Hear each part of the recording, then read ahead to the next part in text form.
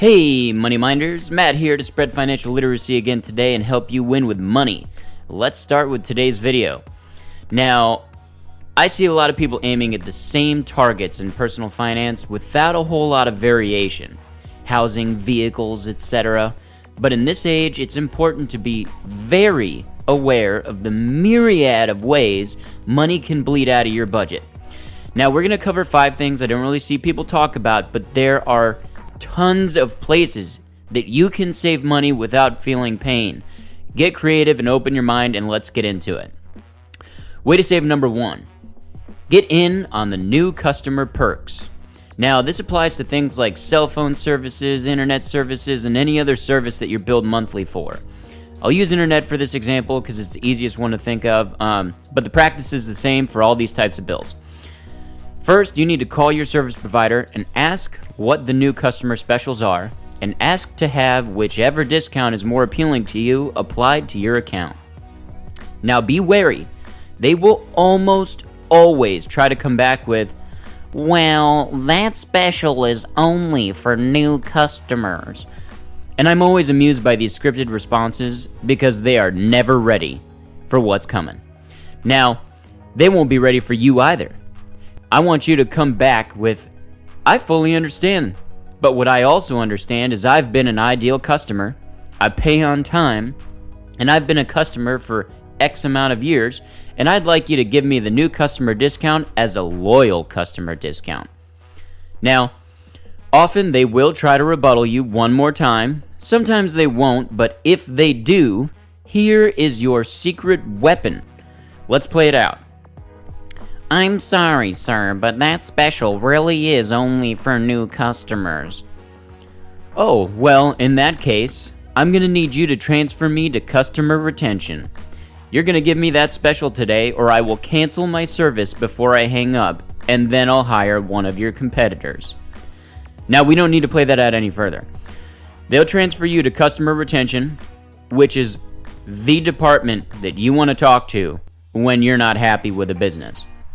They're usually authorized to cut better deals than other employees are, and they will give you the special.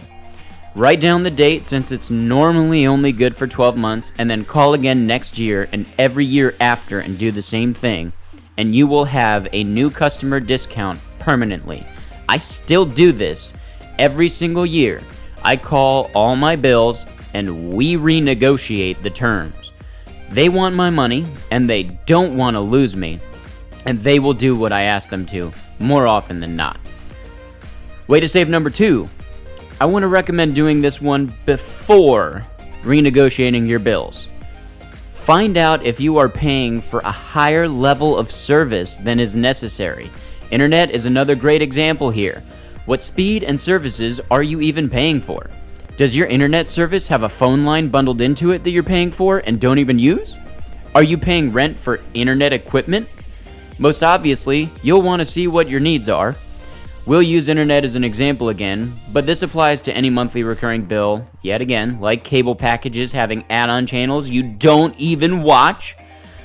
Internet speed has exploded in the last decade to a point that is so far beyond what any normal household needs. The absolute max that you would ever really need in a normal household is about 50 megabits, unless you're doing some really data-intense stuff. Ask to have the new customer special discount we discussed in way to save number 1 applied to the speed that you need. If they won't do that, see if the cost for lower speeds is actually less than the new customer special for the higher speeds. A lot of times, they're really trying to push those higher speed packages because it sounds better and it costs more, and they can paint it like it's a good deal, but you never needed that speed in the first place. Now, look at your actual bill and see if there are any extra charges that aren't the service itself. Frequently, they charge you rent for the equipment, especially your wireless router. First, I would attempt to negotiate this out of the bill. Sometimes it will work, sometimes it won't. Get yourself a wireless router if you can't get them to take it off, and then own it yourself. That way you don't have to pay rent. Get rid of the landline that's on there if you have a landline on your bill and you're not using it, and make sure you're only paying for what you actually need.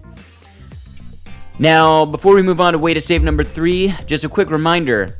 My personal mission is to spread financial literacy and help people win with money. So please like this video if you like what's coming out of here so far, and consider subscribing if you like hearing unique ways to save and win with money that you've never heard before. Now, way to save number 3, utilities. AC is going to be your largest expense more than likely. It just comes as part of your electricity bill, but there are huge ways to save here.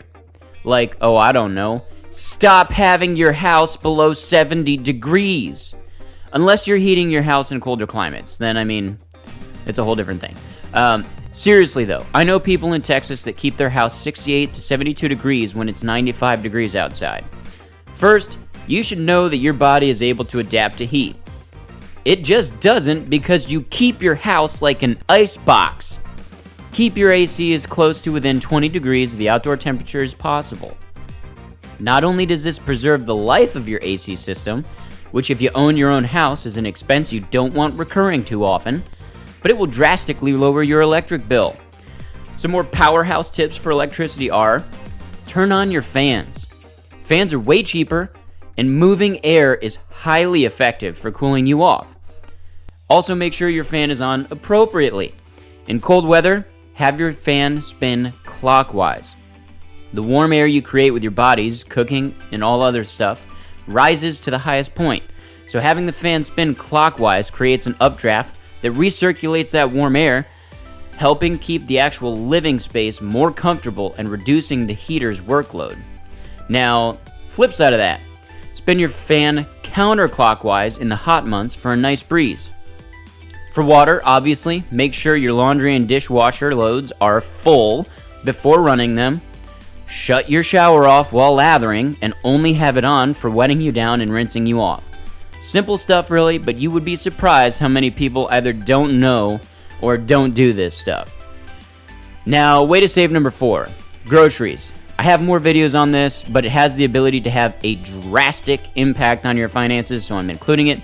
People these days seem to think that eating food costs a fortune, and it does if you don't put a plan in place and do about 10 minutes of research.